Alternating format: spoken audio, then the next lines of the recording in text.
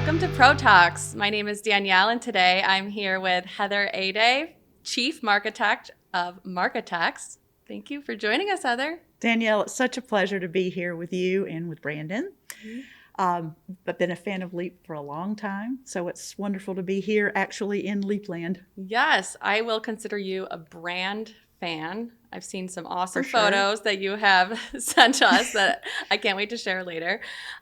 So how did you get your start in exterior remodeling? Well, it was like most of the projects that I work on as a consultant, it was the first time that I'd been in the industry at the time.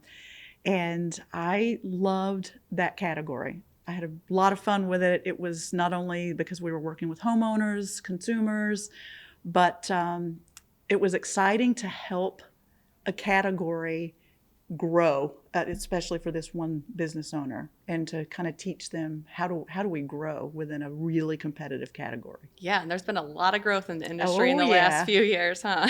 Absolutely. A lot of it natural, and some of it is how do we get more than our fair share of it. Yeah, awesome.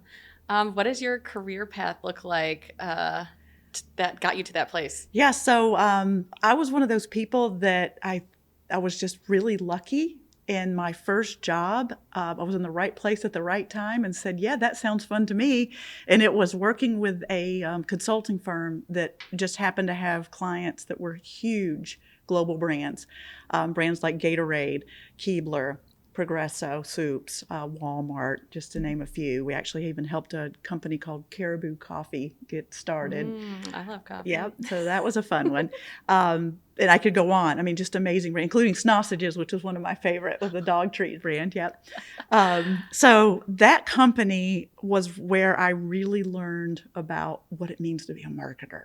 I went to school for it, but didn't really know anything about it until I was in that job. And it was working with some really brilliant minds who made me realize that marketing is way more about thinking than it is about doing. The doing is so important, but it's better when there's a lot of thinking behind it first. And we can get into some of that stuff later. But that's where I started. And then I realized, you know what? I'm sitting around a table talking to potential customers, and I have no war stories on the inside. I didn't have any client side experience. Yeah. And also it was all consumer packaged goods.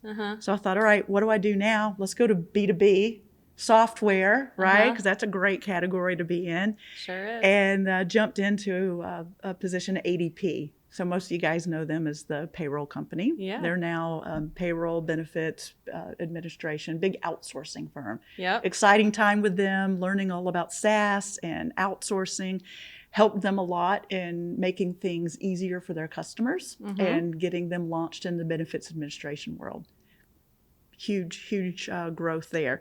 And then, honestly, it was a life decision that I had 2 babies, and I wanted to be more accessible to them because I was traveling a lot. I still wanted a career, but realized, all right, this is going to look different. So reinvented, became my own consultant, and started working with more small and mid-sized businesses. And the joy in that was to be able to bring to them all of this great learning from Fortune 500 companies, right? I was exposed to so much, so many processes and thinking, and it's not about spending. I mean, a lot of people say, well, we can't spend like those companies. And I realize we're not trying to win national. We're trying to win local. And it's really the same stuff. So to be able to go into small and mid-sized businesses with this great experience, that was where I realized this is home for me. Yeah. This is home because I can have a greater impact working with these smaller business owners, and we can make some wow together. And that's been a lot of fun. So I've been doing that for 22 years now. Awesome. I love it. So I heard you say that you wanted to share a lot of stuff. Yeah. And this is where I want to talk about brand marketing, because for home improvement contractors specifically, and our customer base, because a lot of them use our tools and they're out there trying to figure out how to, like you said, tell the wow, put the wow in it. So just tell me a little bit more about that. Absolutely. What I find, and it's so funny because it's not just in home improvement. I feel like every industry I've worked in, which seems like every time I work on a new project, I'm in a new industry. There's a lot of patterns, and one of those patterns is understanding what we're really selling. Because I feel like so many businesses, they're working really hard at their marketing. They're they're posting, they're running the paid search ads, they're advertising, they're going to the trade shows. Their salespeople are working really hard, but it's hard. And the reason I feel like it's hard is because we haven't looked at that opportunity of kind of backing up first before we go to the doing and saying, all right, if I'm a roofing company in Oklahoma, if I'm a exterior remodeler in New Jersey, and you can define the market even closer to more tighter than that to a region. What am I saying that's different than what everybody else is saying? And what I found is that people tend to talk about what they did as a company in terms of defining the industry that they're in. And what I mean by that is, for example, their trucks might even say siding, roofing, windows, doors. And then their advertisements would say, we're in the siding, roofing, doors category, right? You might even throw in how many years we've been in business along with here's the product. So, we have GAF, we have James Hardy, throwing out the products and maybe even some warranties. The problem that I found with that as a marketer is I'm looking at it from the consumer standpoint of what does that do for me as a buyer, as a consumer? And if everyone's saying the same thing, which is basically, here's the industry I compete in. I've been in, okay, this one's been in it 20 years. This one's been in it 15 years. They're selling pretty much the same products. I've not been given a true reason to choose one over the other. And Danielle, and I'm sure you've seen this, is that just as in your own purchasing of anything that you buy, if we don't have a true reason to select something over the other option, we're going to go to price.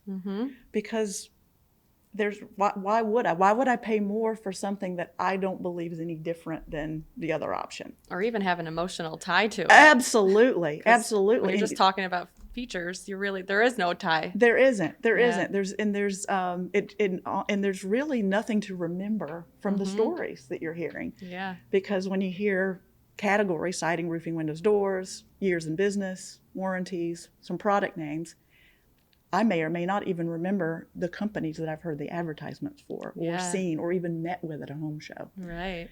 So, I would say that that's really the big aha for small businesses in particular, is to kind of look at it and say, all right, let's go backwards and figure out what is it that we really are selling. And I can get into, some ways that we might look at that, but I don't want to disrupt your process. No, that's okay. What are some of the ways that contractors you think are doing that wrong? I love that you use the word wrong, because I don't look at it as so much wrong, because I look at anyone who's willing to take that risk and say, I'm going to start a business, and you've now got employees and you have customers, you're a successful business owner. It's how do we define success? Right. So it's not to me that someone has done something wrong in marketing. It's that we haven't taken the opportunity that we truly have. So again, let's go back to any city or region of 4 or 5 counties where you compete as a home improvement contractor. If everyone's talking about the category you're in and to the years of service and some products, you, my friend, have a huge opportunity. And that is to carve out a true value story of why someone should choose you over the other. And then what also becomes opportunistic in that is the storytelling becomes less about the category we're in. It's more about the thing that we're offering. Is it an experience that you're promising? Specific experience, not, some people want to get into the, more quality. Quality to me is one of those things that anyone can say. anyone can say how many years of service they're in, and then to what degree is that important? If somebody's 20 years, 25 years, 50 years. But if someone can promise me a very specific experience that resonates with, that's different. Now, when I hear it, I say, I've had remodeling and it's never been like that, but that's what I want. Those are the stories that people say, aha, I'm interested. And the other thing, Danielle, that's exciting is when people hear something that they say, all right, I really don't know what business they're in. I just know that they're a contractor in remodeling. Maybe they're a roofer. Maybe they're now open to, I heard that, but I didn't hear all the others. So I'm going to call this one because they're telling me something nobody else is telling me. They're actually promising me that. I'm going to call them. And I also kind of have an expectation they might be expensive, which is the other wonderful missed opportunity when we go to market with our stories like everybody else. We're now competing on price.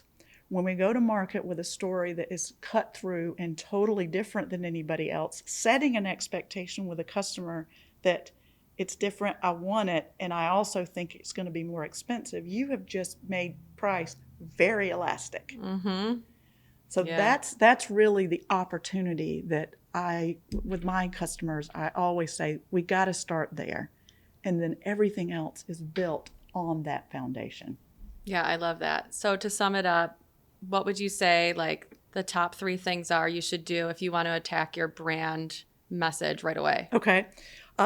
Great question. Yeah. So there are things that you can do to figure that out. I would say what we tend to want to do is internally ask each other, well, what is it that, what do you think we do? And when we do that, it's a little comical because most of the time everybody's going to say something different. That's fine. That happens every company I work with.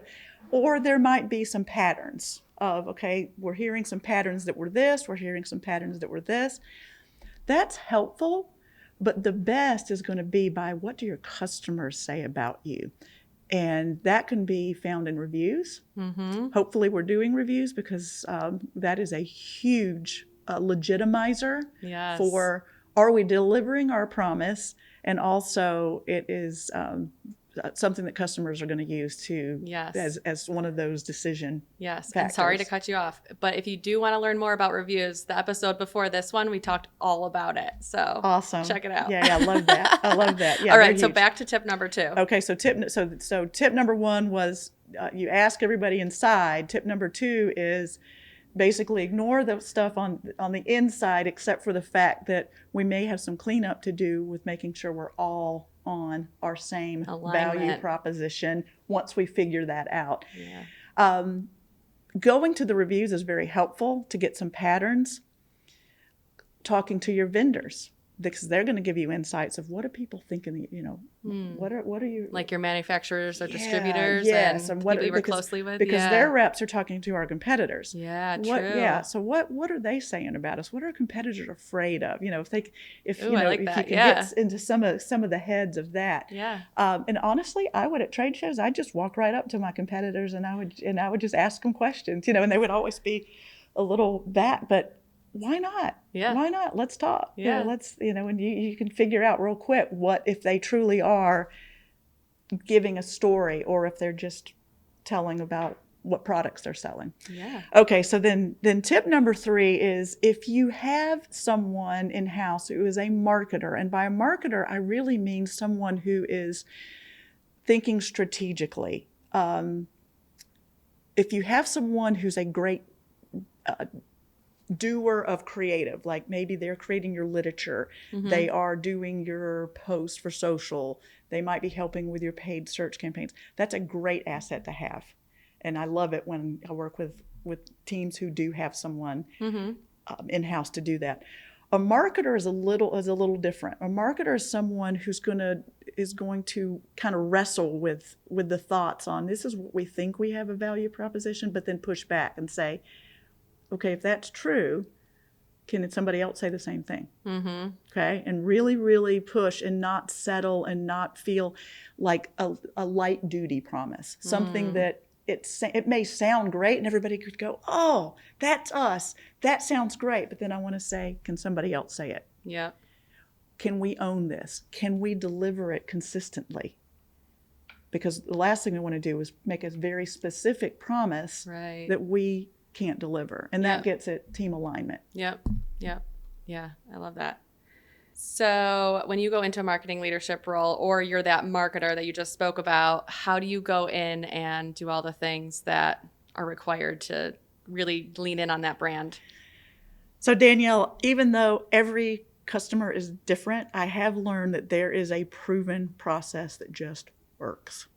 And it starts with understanding everyone's current perception of what is it that we do, what do we do that's important, what do we do that's different. So I literally talk with every single person in the company. And the reason I do that is because anyone who wears this, which is potentially anyone in the company, they could be the only way that someone has just learned about your company.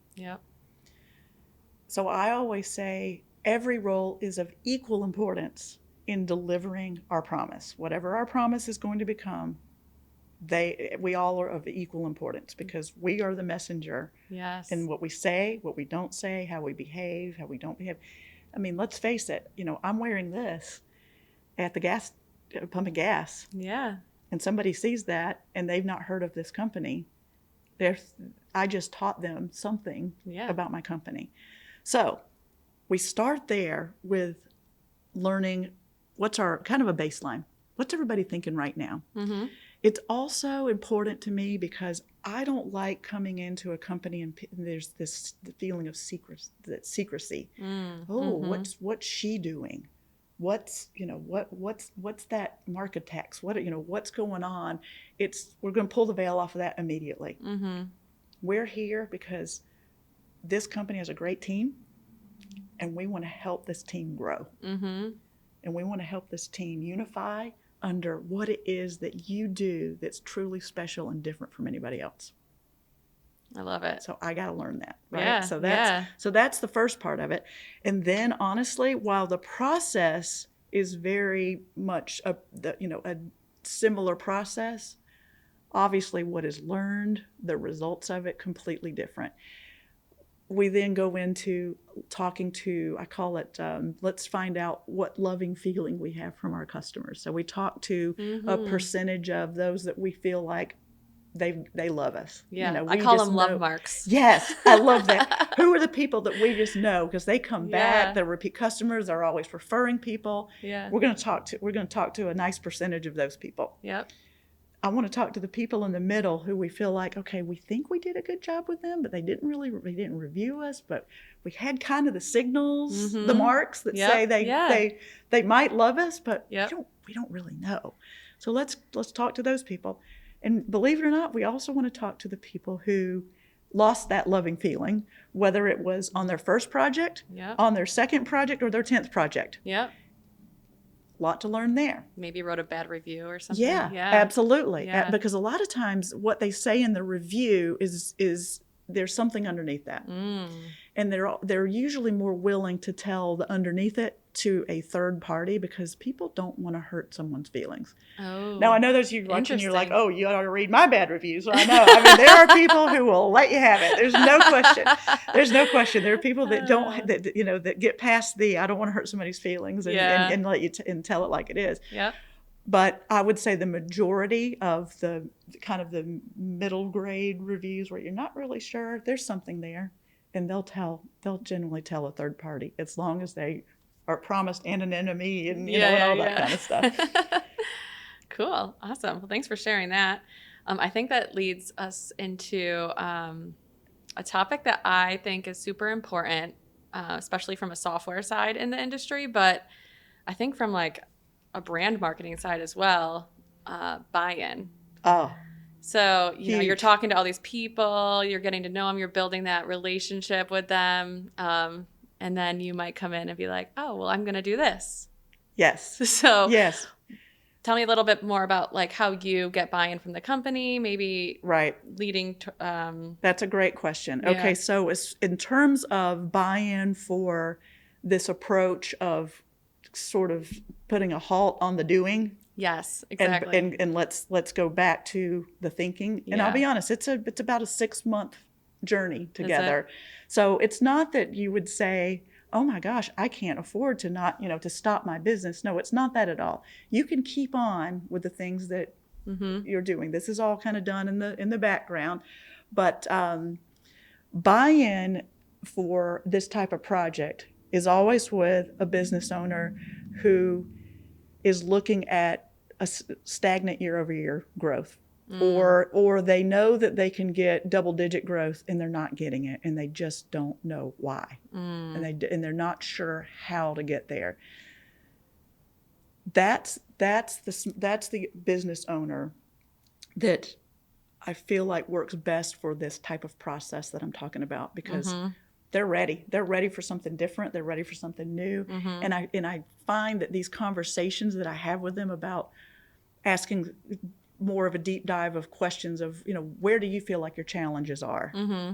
And then, I shadow the team so I can see myself, processes, and, customer facing roles and that type of thing. And I might have some observations to share with them as well. So the buy-in comes with at the top because they're ready for growth. In fact, the company that I worked with, the challenge to me was, Heather, I've been stagnant for 6 years now. And he really wanted to double the size of the business, not just because he wanted to double it, but because he felt he wasn't getting his fair share. He knew that there was opportunities being missed. Right, in his market? In his market, absolutely. They were also at the time known as being one of the higher priced remodelers. Okay. So that didn't help, because you've got, this perception of a high price, wants to double stagnant growth, not sure how to get there. And they too were I would say they were semi in the storytelling. Okay. But more in that, what I would call it sounded great. But it wasn't specific enough. It wasn't, you couldn't point to something and say, I know they can deliver what they're promising, because look at that right there. I see it. I see why they can promise that. It was too grandiose. Gotcha. Okay? Gotcha. Versus a specific promise. Yep. So with that one, it was, let's do this. Let's try it for 5 years and try to double the business. So it was an all in, and we did it. And it was it wasn't just marketing. It was through some changes throughout the organization, but it was also in this alignment that I talk about. And what does that look like? When we land on, this is what we truly are selling as a company, and it's not siding, it's not windows roofing, it's not GAF, it's not Hardy, it's not warranties, it's not even the awards that I may have won, but it's the unique experience or the uniqueness that makes your company that you're offering. That's where the story is. Okay. So then you have to say, all right, if this is what we're promising, what does that require of us? It can't just be that marketing is off now telling this story. No, you're dead in the water. Right. Because now you're communicating very specifically to somebody what they can expect working with you. Yep. If that's not what they get, then guess what happens to your reviews? They're going to call you out. Yep. If your team isn't saying the same thing during the sales process, wait a minute, I called you because you offered me this specific promise, and I've not seen anything in your sales process that tells me that. Yeah. Same goes for operations. Yeah. As soon as the project manager shows up, as soon as the team is out there, if I'm not seeing even though I've already purchased at this point, right. If I'm not seeing reinforcement of that's the promise, that's why I bought. I like to tell teams this. Guess what, everybody? You're in sales. You're in sales. And I'll tell you, the example is, I always ask, I ask you, have you bought a car recently? No, you haven't. Oh, sorry. It's okay. But this is what happens, and it may still work with you. Yeah. How many years ago did you buy a car? 3 years ago. Oh, that's pretty recent. Yeah. Okay. And right. if you don't mind me asking, what car did you buy? It's a Enclave. Nice. Yes. Buick, right? Yeah. Okay. Do you remember driving off the lot with your Buick Enclave? Or was it delivered to you? No, we drove it off the lot. You drove it off the lot. Okay. That's funny you ask if it was delivered, though, because yeah, we live in the 21st century now. I know. It's true. But you know what? It still holds true. What I'm about to say, it still holds true. It's just you might have gotten your car delivered differently. But so when you drove off, were you driving? Or was Yes. Yeah. When you drove off the lot, and did you get this sudden realization of, wow, there's a lot of people driving Buick Enclaves? Did you feel like they just started popping up everywhere? You just noticed them everywhere. Everywhere you were driving, right? Wow. And you were thinking, wow, look at all these smart people who made the same smart decision that I did today. Today, they all went and bought a Buick Enclave. Yeah. Okay, so this is one of those things that, I've just sort of made this up, but it makes sense to me. It does make sense. To explain this concept of, even though we've sold, the customer is not yet sold. Right. All right? Yeah. So it's so true in home improvement. It is so true. So, especially when there's a potential opportunity for a referral, or even later down the road, fix a leak or something. You bet you. Yeah. You bet you. So really, I'm glad you said that, because this is really more true for the first time buyer. Yeah. So the first time buyer who is, and remember, if we've done our job right, we've created a truly compelling story that they believe that we're going to deliver. Mm-hmm. We've shown it through our alignment. Oh my goodness, when I called in and scheduled the appointment, the people were exactly how they told me they would be. Mm-hmm. I got that experience. Mm-hmm. When the sales team came out, I saw all kinds of evidence that that's what I'm going to get. When the project management team shows up, I'm seeing that. But the reason I say we're all in sales is because in home improvement, the job is not truly sold until it is done. The customer looks at it and says, I love my home. Mm-hmm. I love my home. It may not even be done until their neighbors say, wow, your home looks great. Yeah. Right? Because we need that. Yeah. So why is that? Why is it? So why am I even talking about the whole car thing with this? And it really is because we all need to recognize that the entire process is still a sales process. Mm-hmm. You can even call it a marketing opportunity. Yeah. It's not fake. It's just that we have to recognize that we must be constantly demonstrating the value proposition that they have sold, that we have sold. Mm-hmm. But because of that, we've raised the bar, and the customer's no longer looking at, well, does the paint look okay? Yep, looks good to me. Did they use the product that we offered? Yep. Mm-hmm. Now they're looking at it differently. They're looking at it because we've told them to look at it differently. Mm-hmm. Higher level of this value proposition. Yeah. So now they're going, did they do that or did they not? So it is a game changer when a company fully aligns the team and they all know what the value proposition is. We live it out in our roles every day. Yeah. So that impacts our processes. That impacts all of the tools that we use. Mm-hmm. And I'll tell you, when we were using Leap Sales Pro, the reason that, and honestly, I was the one that wanted to bring that in,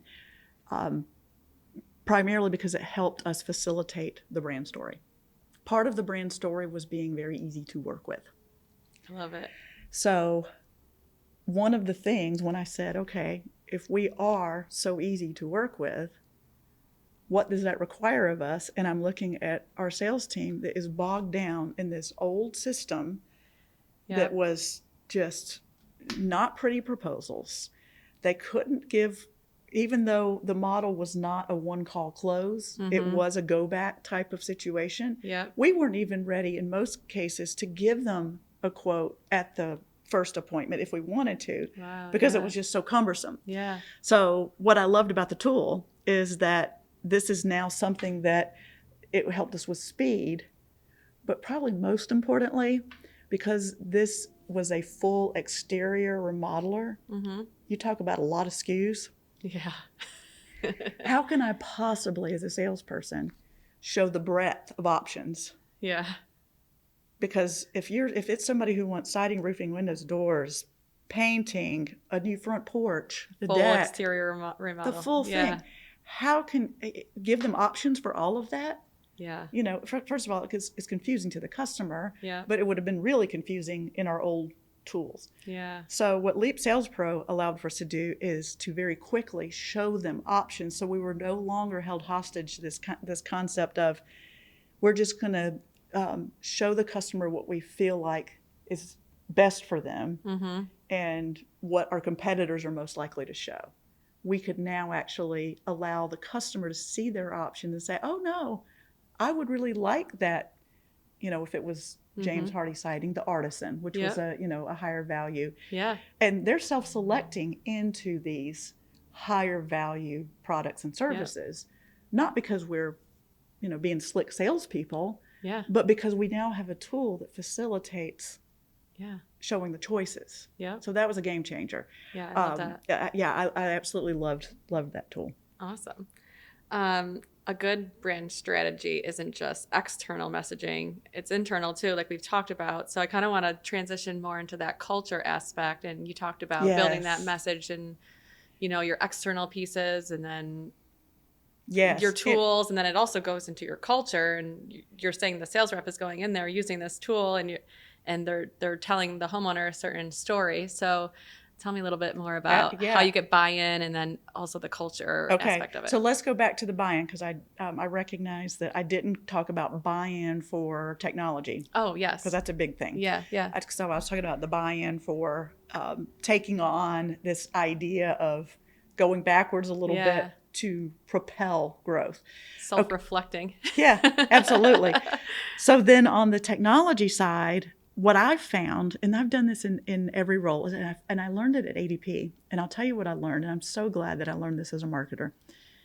A lot of companies will say, you know, sales is king, sales is your customer marketing. And when I came out of consumer packaged goods, I kind of thought, what? Whoa, I'd never heard that before because you're not really working with sales teams in consumer packaged goods. You're working with distributors and the like, but your customer is the end user, the consumer.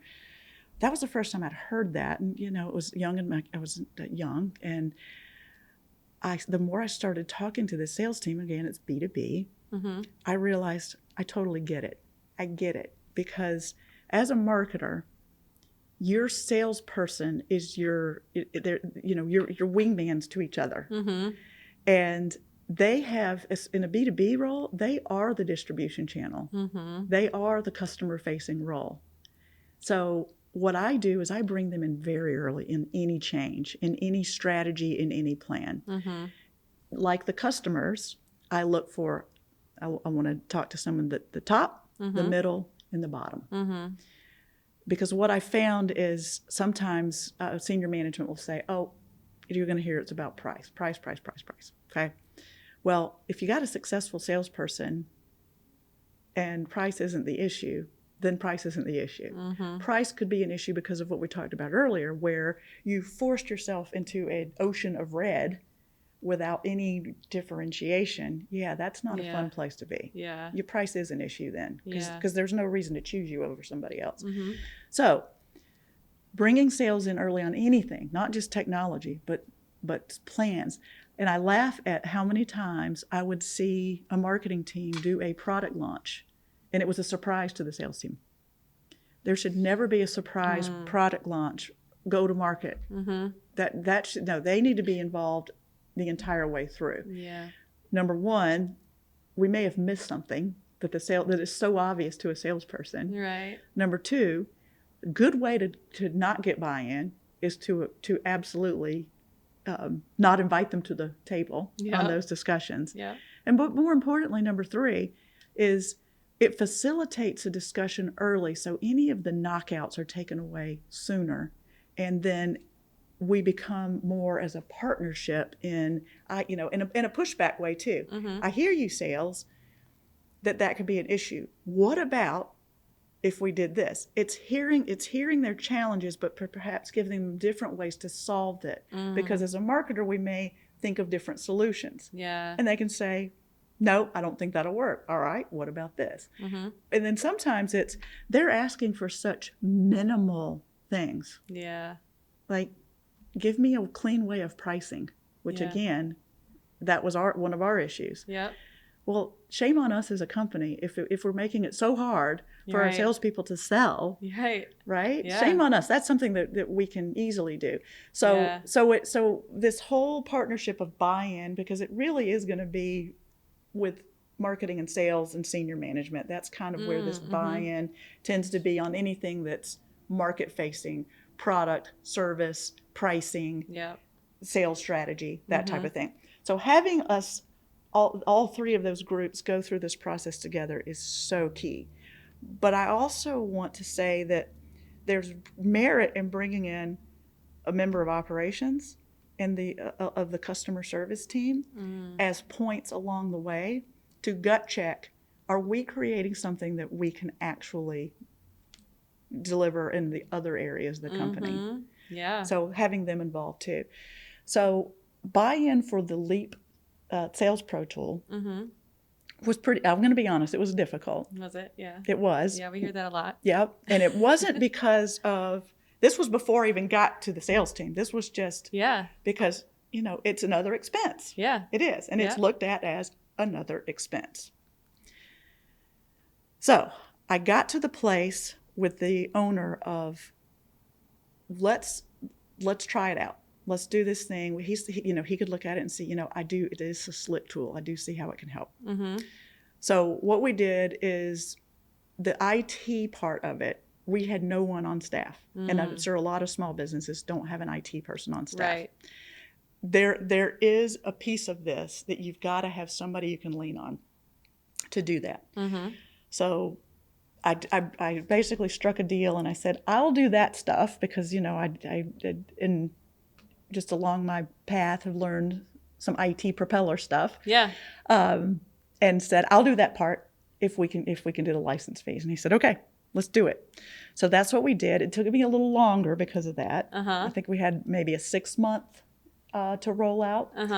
And then so now I had approval and buy-in from the owner, but now I needed to see, what's the sales team going to think of this? Yeah. Okay. So I invited them all. You got your boxing gloves on? Oh, you're like, well, I'm ready to go. No. I really, so call me crazy, but I'm one of these people that it hurts me when I see people that need things to make it easy. And they don't have it, even if it means that it's change. Yeah. And so I felt like my role was to have them see it and help them see the path to that this was going to be okay because it was going to get them to where they wanted to be. So what I did is I actually invited them. My home was not too far away from the office. So I invited them all to my house and in my basement, the big media room. And I had one of your sales team members do a demo. Okay, cool. So their first time to see it was on a live demo. What year was this too? This was 2017, 2018. Okay, cool. Actually 2018. 2018. Yeah. All right. Okay, so it was about 2018. Yeah. So we did the live demo. I had obviously seen it first. Right. Because I loved it. That's how, showed it to the owner, loved it. So the sales team's watching this, and I said, I warned Nick, I said, they're going to pepper you with all kinds of questions and scenarios, and I want them to, because I said, I really want them to feel like they're going to break this thing in this discussion just to see what it can do. And so, there were some that asked, all kinds of questions, and I thought Nick handled everything very well. So at the end of that, I said, all right, I want to know, just by raise of hands. Oh, forgive me. Before we did that, I had them raise their hands. Based on what I've told you about this, how interested are you in using this tool or not? I think out of the 15, I may have had 2 hands. Okay. Yeah. They hadn't seen anything yet. Right. All they heard about was this was me prior to telling the them demo. about it. But remember, change is scary. I don't care what it is. Yep. Change is scary. Yep. Okay. And we had a lot of tenured salespeople. So this isn't a company where. What was like the average age? Age of person or age of tenure? Age of tenure. Age of tenure, average 8 years. Okay. 8 years at that. Yeah. So very tenured sales team. Yep. So some on the, 3 to 5 years and some on the 15. Yep. Okay. Yeah. So at the end of the demo, I asked them, all right, now that you've seen the demo, you had your questions asked, how many of you would be interested? Maybe 12. 12 out of 15? Yeah. Wow. Okay. Yeah. So then, of course, the ones that didn't, yeah. I kept them, after. And it wasn't in an interrogation way. It was, right. I want to learn. I want to know. Yeah. And these were the 3 that were the most tenured. And they were very happy using the old system, even though they would admit, yes, it can be slow. But they knew it so well, they had worked around its, I would call what I call features, which are things that aren't features, but they had learned how to work around it. And the thought of leaving that to something else, I guess, because they're maybe thinking, it took me so long to learn this animal. Yeah. I can't even imagine abandoning this and going to something. But they Yeah. said, but I think it's great for new people and the other people on the team. So they saw the value of it. Oh, how funny. Yeah. So, yep. So then I felt like I had buy-in, because that was one of the things the owner said, is he said, unless I hear that every single person wants it, we're not doing it. So for these 3 people, I said, you're telling me that you see the value for the rest of the team to use it and for new people. Absolutely. But you're telling me right now you may not use it. Right. I need full buy-in to get this thing. Yeah. And so we basically, we did it in a way that said the team is in full agreement, but there are people who are comfortable using what we have, but can see the value in other people doing it. Okay, so now we're at the point where, yay, I have the buy-in from the sales team. The owner is saying, let's go.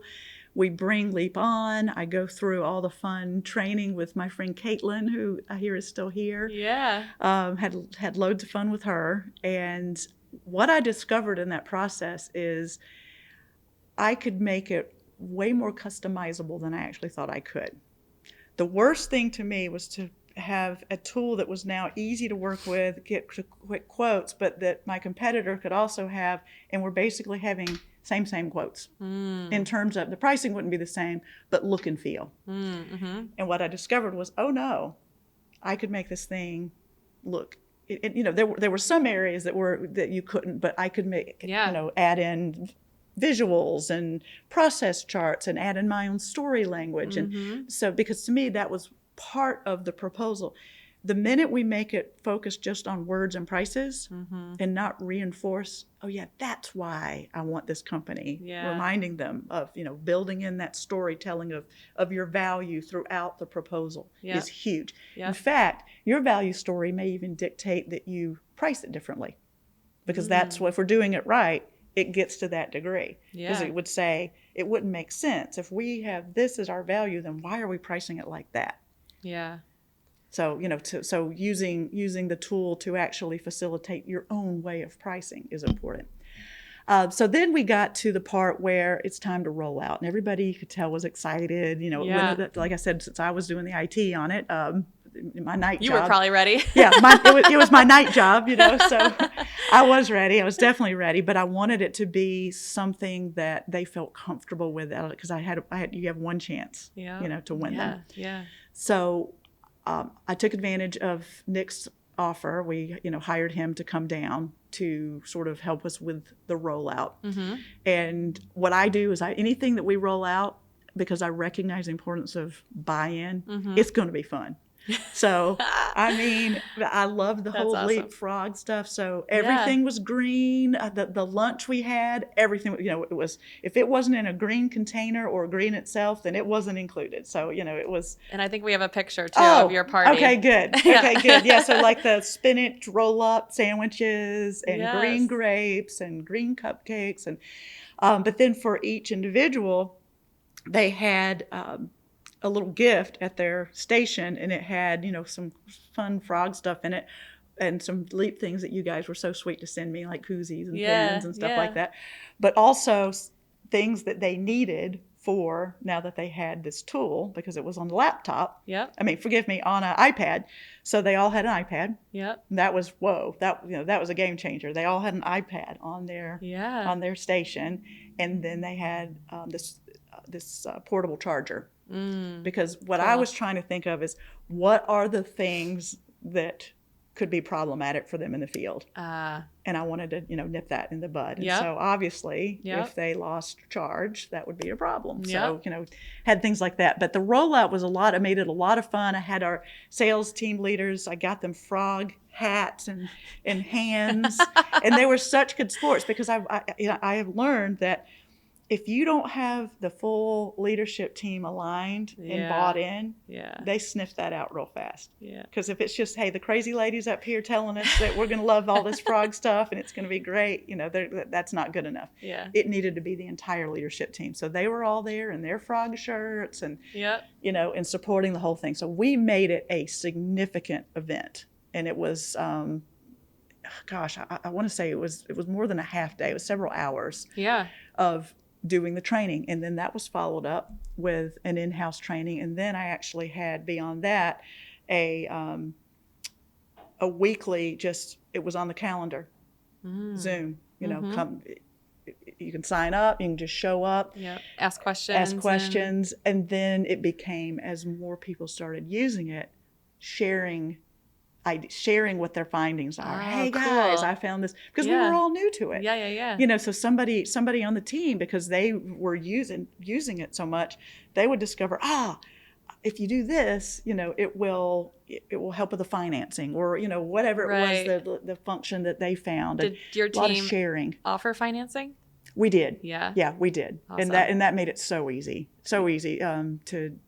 because it integrated with the finance company that we were using. That was really nice, and to be able to quickly do the credit approval. So it was all within Leap. And that was part of your brand story. Well, it was right? part. We're making everything easy. Remember, we're all about being very easy to work with. It actually it was a little more specific of a brand story, but it was around that idea of being easy to work with.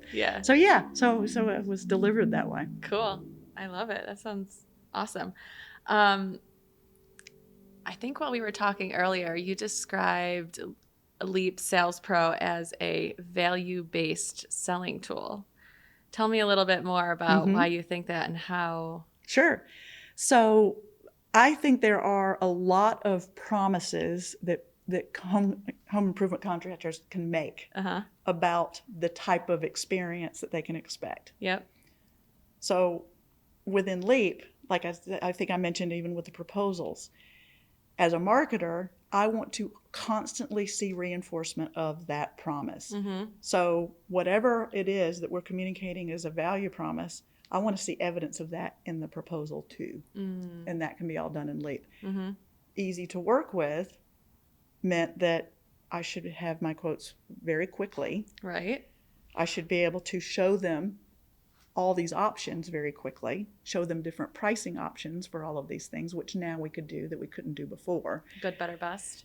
Absolutely. Yeah. And then also having all of the I call them sales tools, but in the resource area, you could have the brand story of whether it would be a video or your PowerPoint presentation, your keynote, whatever, your brand story presentation was housed within Leap. It literally carried everything you needed, all the brochures for the products. Even when you send the proposal, those were all sent along. So you would just check, what all do we want to send along with this proposal? So, again, at the value story, it's going to be specific to whatever each home improvement contractor's value is, but you can tell it within Leap. So good. I love it. Love it too. If you could give our Leap Sales Pro customers any type of advice, what is maybe one or two things that you would tell them? Okay. So first of all, for business owners, I would tell them this: if you currently are on systems that are in-house, spreadsheets, Word documents, that type of thing, it's a game changer. I mean, I'm just going to tell you right that this is a game changer from taking it from I just want to say it's not your best look. Like if you can look at your stuff and say, we're better than this, then you're better than that. And I think a lot of people do that. I think a lot of people know that they're better than the stuff they're showing. And maybe it's either we don't know how to make it different, or we look at the ways that we can get there and look at the expense. Yeah. And it is another expense. There's no question about it. But if it can help you, and I'll tell you what, so for my client, where it helped us from an ROI standpoint is the quicker we could get to proposal, the more we were in the game. We would sometimes lose projects, even with our great brand story, and we would have them calling the office. I really want to work with you guys, but I haven't gotten my quote yet. Well, we just met with them yesterday or 2 days before. This is not a long period of time, and they're saying, I've already got a quote from somebody else, and I really want to use you guys. So speed the lead. Yeah, speed. Yes. So that was really critical for us, even with people saying, I want to use you guys, I just need to see the price. So that became very important for us, for the people who were using the older system, that it wasn't as friendly for them. The seasoned sales pros had no problem, right? They're going. So that group of people, it was easy for them to learn and pick up, and they were able to get in for their second visit or send them the proposal. It could happen so quickly, and all of a sudden their closing rates went up. Oh, that's awesome. And unfortunately, sometimes it was because we just had the ability to give them the proposal. You hate to lose because you miss the opportunity to give a proposal. Yeah. And it happens. So for business owners, I would just say this, is if that's your problem, it's a no-brainer. Yeah, it's an expense, but it's a no-brainer to be able to more quickly present proposals. Yeah. Because you don't win what you don't present. And I say that in terms of products. You can't sell what you don't present, and you don't win what you don't propose. Ooh, So I like that. Leap Sales Pro definitely helped us with that. Awesome.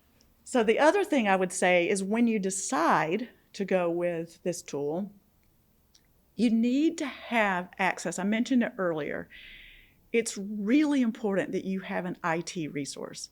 I think you guys talk about that, that somebody with some working knowledge of, Excel and things like that, they can do it.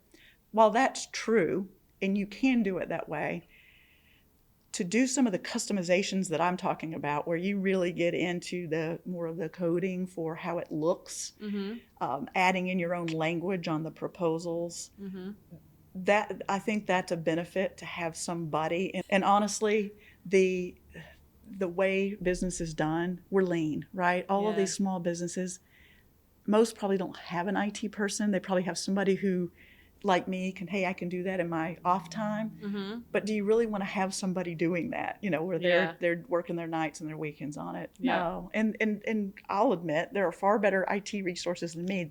I'm not that. I can pretend to do that and get by doing that, but I'm a marketer. Right? So we did it, we got it done, we were happy with what it looked like, but there are people out there who are way far more skilled and work faster than I could have. But my deal was to get it, no more money on it, and so that's why I was willing to say, I'll do it. To get it done. So have an IT person, even if it's outsourcing it, and work with your marketing team for sure on this and build in that value story. Awesome. Thanks for those tips. Absolutely. Yeah. So Heather, something I was thinking about while we were chatting earlier was you were talking about the doers of the company, especially the marketing team. What is the spending impact, though, of having a lot of doers? Yeah, so that's a great question, and I do see that a lot. These doers are awesome. I love my doers in the companies. And honestly, sometimes the doers get frustrated because they can feel it. They're thinking like a marketing person, and they're thinking, I just feel like I'm spinning my wheels. I'm constantly trying to think of new creative content to post or to run an ad in. And it's this cycle of the doing.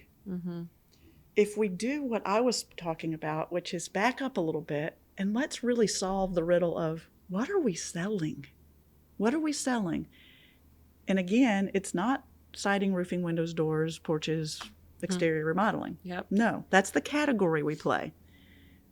if we really look at that and figure it out and do it well, then what happens is our doers, they now have a foundation to play in. So it's no longer this huge, vast space of let's just be creative every day and what and anything's, the world's our oyster it's like of a ideas. Sandbox. Oh, yeah, which is kind of fun, but it's wasteful spending. Yeah. And I'll tell you why it's wasteful spending, because there's no consistency in it. Yeah. To me, what truly makes a brand is because it is being all of its storytelling and all of its messaging is intentional, it's consistent, and the more intentional and consistent it becomes, the more it's heard by not just the intended audience, but by people even not in the space right now. Right. Because if we're doing it really well, they're going to say, "Oh, that's their ad." Yeah. I know, because it's not because it's the same words, but it's the same story. Right. So our spending then for our doers, so our doers all of a sudden become, they're still in a task-oriented execution role, but it's way bigger now because they get to be creative in if this is our value promise, what does that require of our storytelling, and how can we prove that this is truly our value in our creative? I love and it. So it focuses it. Yeah. And then you start elevating it, So, and you have to be careful not to elevate outside of what you're actually delivering, of course. Right. But keeping in sync with where we are in our value statement. How can we storytell within that? And it's still a sandbox. It's just a very tightly defined one. Yeah. And then what happens is and it's actually true for business strategy too, the minute we start looking at, should we buy that company?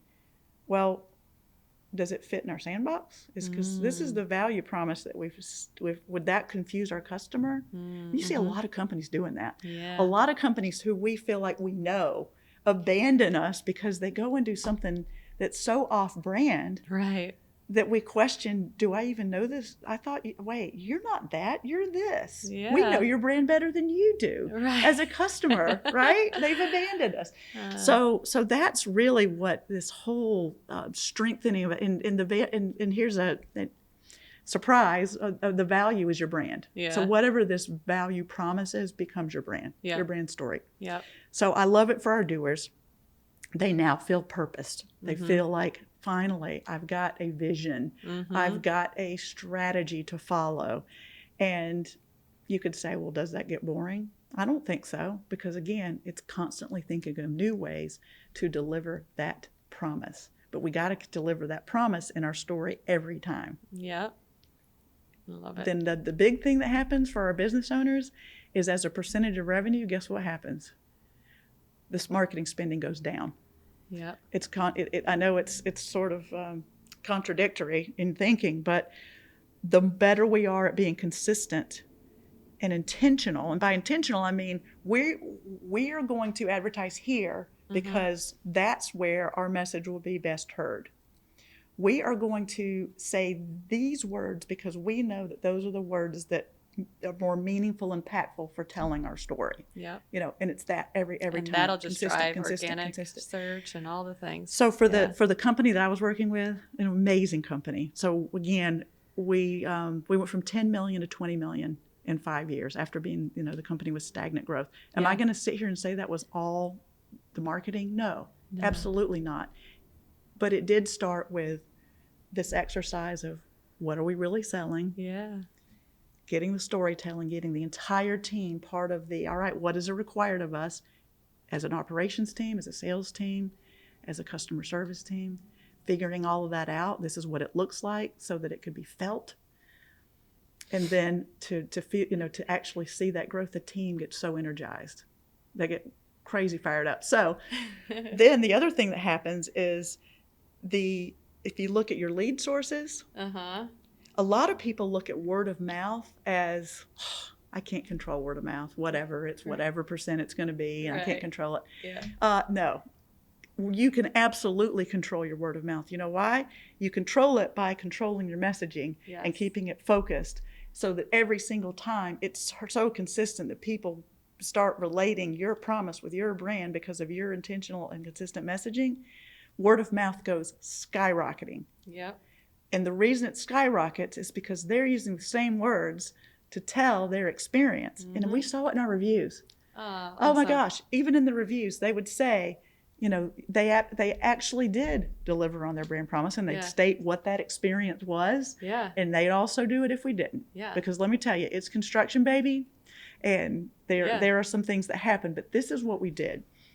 On the few times that we would get a review that wasn't favorable, and they called us out on we didn't deliver that specific part of our process, of our promise, it was usually because they thought it was over. They thought it was done. They thought the project is done, and it was no. Let's communicate. We are still working with you. We want to figure this out. Yeah. Because sometimes it was maybe, some little thing that was left, a tool left behind, whatever like that. It wasn't crazy stuff, although, that can happen too. And it was just continuing in that communication of, oh no, we're still here. Yeah, that's awesome. So what I heard you say was you can validate if your brand messaging in your original meetings with the team and everything in your reviews, like say post 6 months or something. Oh, it was within, I would say within 3 months of our market rollout, we were starting to see, now these were smaller projects. Yeah. But we would hear it when they'd call in. Wow. We would hear it at the sales appointments. We would hear it in the experience reviews. And did I mention that it reduces the cost of marketing over time? So maybe once or twice. Yeah. So your percent of sale goes down because you're driving word of mouth. Yep. And the word of mouth people are your best brand ambassadors. Yes. Besides all the folks. Now, and the other thing, Danielle, is how do you get everybody in the company to keep them online? We would do brand training. So every new team member I got to meet with and I loved it. Oh, that's awesome. I loved it. And so, and sometimes it was a onesie, and sometimes it was 2 or 3 at a time. Yeah. And that's when, they would get all their fun brand stuff. And, their shirts and their tchotchkes. And, but more importantly, they would learn as a group what does branding mean? And it wasn't just what is our brand. I wanted them to understand, why is this even important? And then when we would have our and then when we would have our quarterly on-hands meeting, nothing made me more excited when I would say, what's our brand promise? And they would all of them say all it. of them. Oh, that's so all good. All of them. And that's the stuff. That's when you know you have a brand. That's when you know you're living the brand. And when you have customers giving you testimonials using that, that's a game changer. Building brand fans. But then people want to copy you, right? True. Then they come in and copy you. Yep. So, hey, everybody, don't copy the guy that you think has got the best brand message and they're doing what I'm talking about. No, you are better than that. You have a better story to tell that may beat their brand story. We just got to figure out what that is. Yeah. Let's figure out what that brand story really is, and then tell your own story. And you have everybody coming and copying you. And when they do copy, it's not a time to abandon ship. No, it's a time to double down. And now your doers, your marketing team, now it's a challenge of, okay, they're trying to copy us. We're going to up our game. Yeah. We're going to say we still deliver that brand promise, but we're going to define it differently. We're going to elevate how we define it so that these guys, you can try to say it all day long, but remember, you're going to be held accountable to that specific promise. The reviews will tell all if they're really doing that or not. And the other thing is, a lot of times, if you've done a really good job in your branding with your consistency, and a competitor comes and says, hey, I want to do that too, they're just spending their money for you because you've done such a good job in telling that story. All they're going to hear is, your company, your company, your company, because they're saying the same thing. Yeah. Oh, so cool. Well, thank you for being here, Heather. Oh, absolutely. It's been a pleasure. I've enjoyed meeting you finally in person and my new friend Brandon behind the camera. Yeah, that's right. If contractors are interested in learning more about how you can help them in their business growth, how can they reach out to you? Okay, great. First of all, I would like to say that This process isn't for everybody. This is really for the home improvement contractor, the owner who knows that they're in a place with their revenues that they're disappointed. They feel like they're not getting their share of the market. That is the place where good things happen, where magic happens, because we can work together and figure out what is it that we're really selling, create that foundational messaging, align everybody in the company so that we can actually deliver on that. That's a lot of fun. It's something that I've done now with several companies, primarily small business owners, and they have that instinct that that there is something there. They know it, and it's just, how do I get to it? It's like an elusive thing. I want to grow, but we can't get there. That's what I do. Yeah, and you've definitely done it before. Yeah, It's fun. Love it. I love it. So to get in touch with me, a couple of ways. You can go to my website. It's marketeks.com, and that's marketeks.com. Or somewhere leaping around me is going to be a QR code, and you can scan that as well. Awesome. Well, thank you for being here today, Heather, and thank you for watching ProTalks.